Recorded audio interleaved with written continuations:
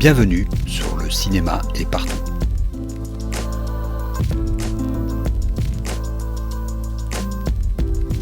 Un podcast sur l'industrie du cinéma et ses évolutions.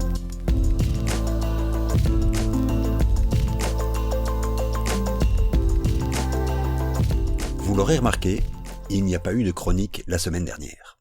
C'est que nous étions tous fort occupés à mettre la dernière main à la sortie d'autres chroniques. Notre série de capsules humoristiques, Les Chroniques du Charbon, disponible dès aujourd'hui sur la plateforme de la RTBF, Ovio. Cette sortie est peut-être l'occasion pour moi de lever en quelque sorte un coin de voile sur l'activité de notre société de production Big Trouble in Little Belgium. Pas uniquement dans une idée d'autopromotion, rassurez-vous, mais parce que le sujet se rapproche d'une certaine manière des angoisses qui traversent le monde du cinéma depuis le dernier festival de Cannes. Il y a bien sûr eu le discours de Justine Triet dont je parlais il y a 2 semaines, mais aussi cette lettre ouverte de la Société des réalisateurs de films qui s'inquiète de l'ingérence toujours plus grande de ce qu'on appellera les forces de production. L'ennemi réel n'est jamais nommé dans le texte, comme d'habitude, dans l'intégrité artistique des œuvres. Ils y dénoncent des scénarios modifiés, des castings imposés, des choix musicaux prescrits ou des altérations du montage à la diffusion. Le premier point d'étonnement ici, c'est que ce sujet apparaisse maintenant. On a quand même envie de se demander dans quel monde ont vécu les signataires jusqu'ici. Les éléments que ces auteurs citent sont, si pas monnaie courante, terriblement fréquents. Des films dont le montage est malmené par le diffuseur télé, des films dont le casting est imposé, ou dont le distributeur national revoit complètement la copie, parsèment l'histoire du cinéma. C'était par exemple une spécialité de Miramax, la société des frères Weinstein, connue pour remonter les films achetés à l'étranger pour le marché américain. On se souviendra aussi d'un film d'action thaïlandais, Ong Bak, sur lequel Luc Besson avait eu la bonne idée de plaquer la musique d'un groupe de rap français, heureusement bien oublié depuis, pour sa distribution en France. Et n'importe quel Belge se souvient d'avoir vu au moins un film dont la fin était charcutée sur RTL TVI. Pour ma part, il s'agissait de Mad Max, amputé de ses 30 dernières minutes. Rien que ça. Évidemment, vous aurez remarqué le point commun des films que je cite. Il s'agit presque exclusivement de films populaires. Donc, personne ne s'en est vraiment soucié. Or, ici, les signataires sont tous des auteurs installés.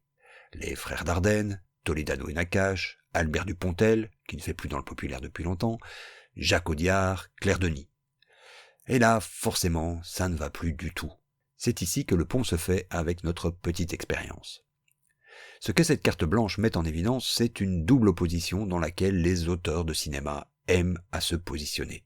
La première, ce sont les forces de production, les forces de l'argent, qui, comme le disait François Hollande avant de s'aplatir devant elles, n'ont pas de nom, pas de visage, pas de patrie.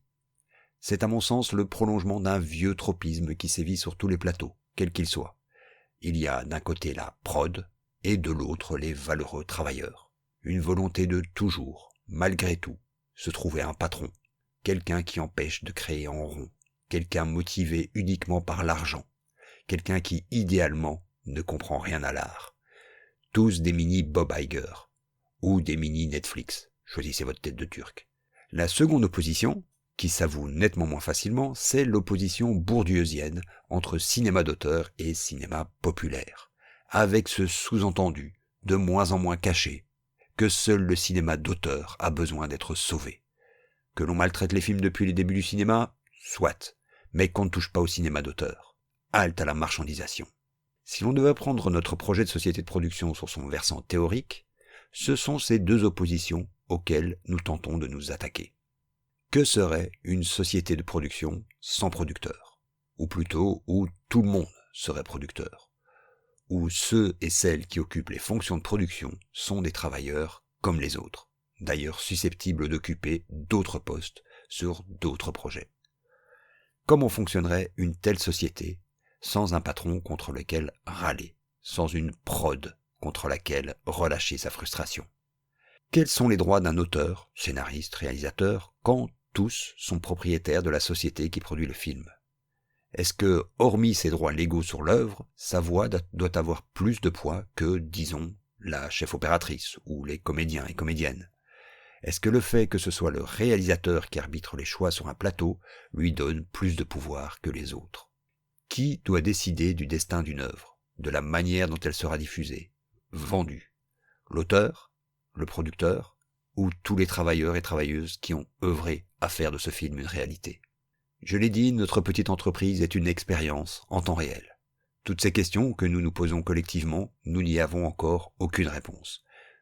Nous continuons à pester lorsqu'on entend quelqu'un se plaindre de la prod, ou lorsqu'un cinéaste se comporte comme s'il était porteur d'une vision. On cherche des solutions, mais ces solutions, on en est persuadé, se trouvent dans une troisième voie entre l'auteurisme et la tant décriée marchandisation. Elle se trouve dans ce que j'appelle pour l'instant, faute de mieux, l'éthique ouvrière.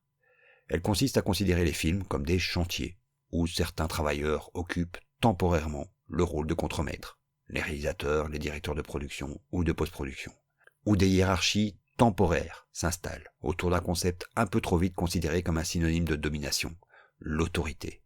L'autorité au sens de reconnaissance de capacités qui permettront au projet d'avancer mieux et plus rapidement.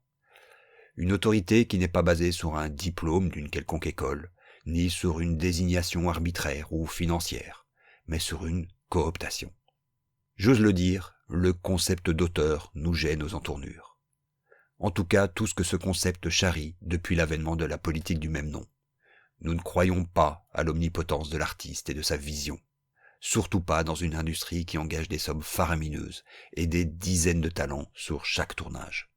On croit que les films populaires sont aussi des films d'auteur, sans auteur. Nous aimons que nos scénaristes aient une fonction sur les plateaux, que nos accessoiristes développent aussi des scénarios.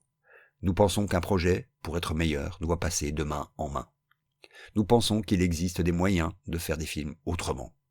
Pas forcément des films différents, mais des manières de concevoir la production et la création de manière différentes, plus pragmatiques, en laissant les grands discours de côté. On n'y arrivera pas d'un coup de baguette magique, bien sûr. On tâtonne, on se plante parfois. Mais puisque chaque nouveau film est un nouveau laboratoire, autant s'en servir comme tel. À la semaine prochaine.